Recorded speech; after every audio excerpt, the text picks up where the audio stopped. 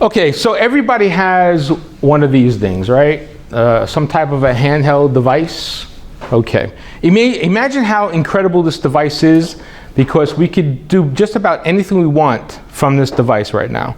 Take pictures, call someone, text somebody, and what else can we do? We can buy something from it. We can book a vacation. You could talk to your therapist, your psychiatrist. You could talk to your family member in a different part of the world. I always think that's so fascinating how, because, you know, and I've been down here in Miami now for 20 something years, and Miami's so diverse, how nowadays, and I remember the days of having to go to a bodega to get a phone card so that you can call, an international phone card, so you can call, you know, your home country or something like that. And nowadays you just hop in on WhatsApp or on FaceTime, and now you're calling into another country. And I used to travel quite a bit. I covered 22 countries way back when, and the phones weren't really readily available back then, but I couldn't speak to my kids because of that. I couldn't see their faces. And now it's so easy. You could be anywhere in the world, and because of your device, you can see everything and everybody, right? So that device is pretty amazing. And one thing that happens is we look at that device to help us run our lives, but also buy things, okay? So let's talk about this process. So how does the process start? If you're looking to market something, okay, what is your goal? If you're a marketer, if you have a product or a service, and I'm going to interchange those two words, product and service. We're going to talk about marketing in general. You could fill in the blanks on either or. What's the first thing you need to know if you're marketing a product or service? What do you need to have? A solution for competence. I like that. A solution. Confidence? Competence. Competence is good, yeah. But a solution to what? To a problem. To a problem, right. So, and that's where something starts, right? Marketing is sort of finding a solution to a problem or filling a need, right? We heard of that? How do we fill a need? Because I need something and you fill it. So that's where marketing comes in. You have to have a problem and you solve it. That's the idea. So what happens then? So here we are. I'm gonna draw over here if that's okay. Here we are, we're the marketer, right? And we have an answer to a problem, or we're solving a need. So what does that mean? Well, that means the consumer is over here looking for something, right? They have a problem or they have a need. So they're out there looking for something. Now, what connects these two? How do they look? When you have a problem, when you have a need, what do? What's the first thing you do? You go to internet. You go online, right? You go to your phone, wherever it is, and now you start searching for it, right? Okay.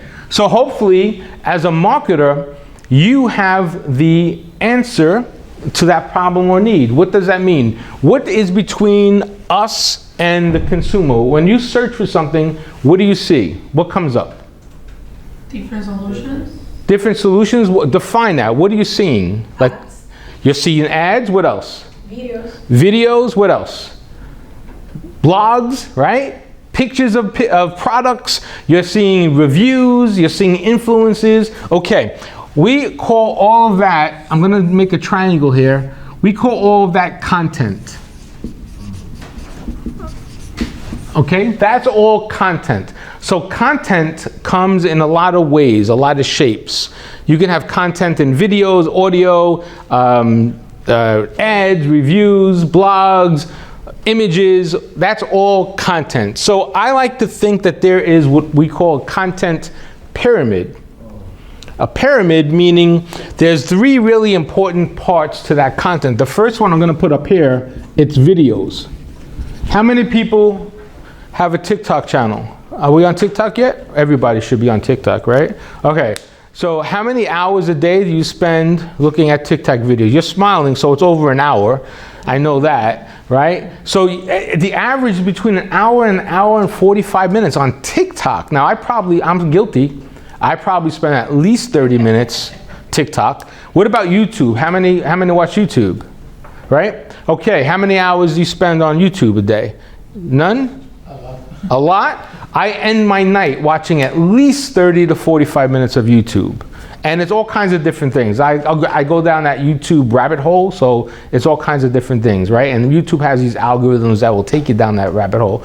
So we are watching these videos. That video content is driving that engagement. That's what's really driving that engagement. So that has to be on top of that pyramid. The other piece of that is, this is not really happening yet, but it will be happening soon. Audio. Why?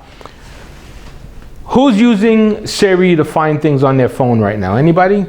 You are? Anybody using Alexa or Google Home to find things? Okay. Right now we're typing things in. We're searching for things by typing. In the not too distant future, in fact, I would probably say in less than, this is 24, I would say by the time we get to 2030, we're probably not going to be typing any searching in at all. All we're going to be doing is, find me Professor Ken's digital marketing class, and here it comes. That's all. We're going to be speaking what we want. How many people talk to their cars to find them places, find them a restaurant, to find them directions, right? That's happening right now. We're just beginning that whole process. We're just beginning the whole process. So audio is going to be a big part of what we do in the not too distant future. So the next part of that is what we know traditionally, right? Let's call that images. Let's call that what we call here in marketing called copy. That's the words that we put on paper. Now, the words that we put on paper is important. I'm going to put words here, but when it comes to the internet, there's something more than words. It's called a keyword. What's a keyword? What do you think a keyword is? Like important words that will guide Searchable. Will guide like the search engine. Okay, words that will guide the search engine, that's all good. But it could be a phrase, right? It could be a phrase, it could be a phrase. Keywords, yeah, you can use keyword phrase or keyword. It's searchable, but more importantly, what is it saying? They found you. They're finding you. How do they find you? Because you're putting words in there that Google says, oh, you want a digital marketing class? Well, Professor Ken has a digital marketing class. My content has the word digital marketing in it, and I'll show you this when we look at things in that content, my images, my videos. So when you punch in, I like to take a digital marketing class, the odds of me coming up are stronger because of the fact that I have that keyword in there, that digital marketing class is in there, right? That's how it works. So there are algorithms to Google. It could be very complicated, but basically at the simple level, Google is only going to serve up what someone is looking for. They're looking for intent. Why does somebody want the digital marketing class? Because when you look for something, you're not looking for a digital marketing class. Maybe you're looking for a digital marketing class to help you with business, right? So maybe it's Professor Ken's digital marketing class that will help you for business. And Google will help serve that content up to you. We'll look at that online here in just a few. Okay, so keywords, that's what that copy comes in. So every word that you write, everything that you put on a post, on a blog, on a web page, has to be tied to keywords so Google can help locate you. The more you put out there, the more Google will see and recognize you and say, hey, this must be important because Professor Ken's talking about it, so he's a recognized expert in the area, so that comes up. That's how Google is really working the algorithms. Okay, so now, I have a problem, I have a need as a consumer. What do? I go online and I start searching for whatever my is. Let's say I need a pair of red sneakers because I am running in a red sneaker marathon. Who owns red sneakers here, right? Anybody? All right, I don't own red sneakers. So I need a pair because I want to participate in this marathon. So I say, I need a pair of red sneakers. Professor Ken sells red sneakers on his sneaker shop. So if I'm smart here, I have content that focuses on red sneakers. So when you search for it, that content comes up. And now I find it. Now I find that content, right? So now what happens when I'm searching for something? There's a process that we go through. So marketing is a combination of art and science. Marketing is a combination of art and science. Who here feels like they're more creative, more artistic? They like art more. Anybody like art more? No? Who likes science more? Are we more science? You gotta have one. Pick one, only pick one. Do you like science or do you like art? Which one is it? Art, everyone leans to art, okay. Well, so we need to balance that. We need to balance that. You don't have to be a scientist. You don't have to be a science. When I say science, we talk about analytics in marketing, behavior. Everything we do is behavior. I can predict, there are predictive analysis I can conduct that will predict your behavior as a consumer. And that's the data that we get. That's the analytics that we see, right? So you need that balance of art and science. That's what that's gonna help here. So now, what do? We go online and we look for something, right? And I'm looking for red sneakers for my red sneaker marathon. Okay, what do I see? I look up content. What do I see? I start looking at the content that comes up. Maybe I look at what? Reviews, right? I look at price, would you say? Do I look at shipping time to find out how quickly I can get them? Yeah? Do I look at the return policy? If I can return them if they don't fit? Do I look at that? Right? Do I look at the company's website to see if the company is legit or not? Right? If it's not like a name brand type of thing. What else do I look at? What other information am I looking for? That the website has a secure in the URL. An SSL, right? So when they're gonna take my money and run, that type of thing, okay, good. So when I talk about science and behavior, the marketing behavior is this. There is a buying process that we all go through. And this is the same buying process for everything we do. You buy a car, you're gonna go through this process. You buy a house, you're gonna go through this process. If you go to the vending machine right here, you're gonna go through this process. So what's the process? The first part of the process is, you start off with saying, I have a problem. I recognize that I need something, right? That's where the process begins. Okay, the second part of the process is now you have to go out and you have to do your research. You have to figure out, how can I solve my problem? You do that normally online. So you go through that. The third part of that process is now you evaluate all those options that are being thrown in front of you. And you're looking at reviews, you're looking at price, you're looking at shipping, you're looking at all those options. And then what do? Then you make a decision. So you actually make a purchase. We call that conversion. We call that conversion. And I'll explain a conversion chart to you here in a second.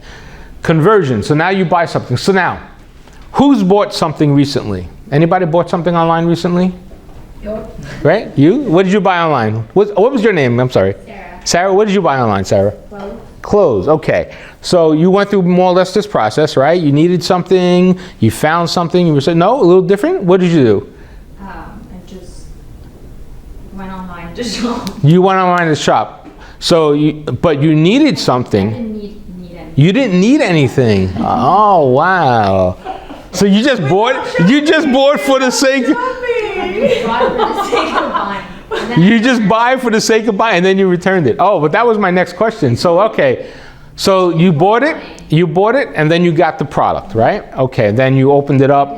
You didn't like it. Okay, great. So that's good. So now, what can happen? There are three things that can happen when you buy something. Three things, right? The first thing is neutral.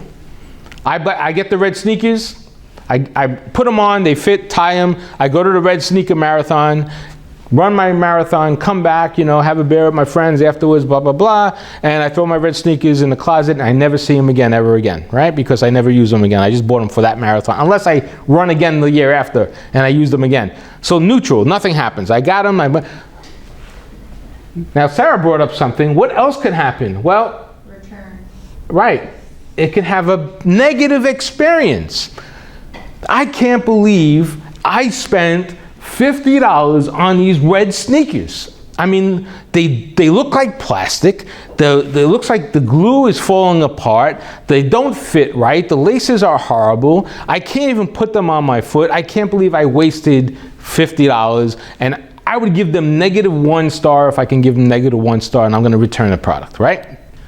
Now the opposite of that could happen too. That positive experience.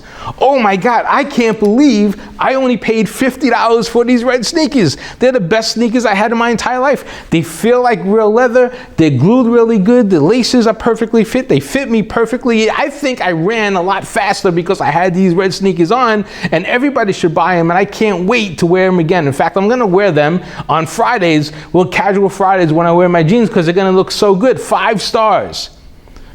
So that's what can happen. Now, when we think about that, what do we want to happen if we're in e-commerce, if we're online? What do we want to happen? We want the positive, right? Because what is our goal? Our goal always is to convert. Our goal is always to convert, but not one time. We can high five each other if we get 1 sale. That's a good thing. But it's the 2nd sale, it's the 3rd sale, it's the 5th sale.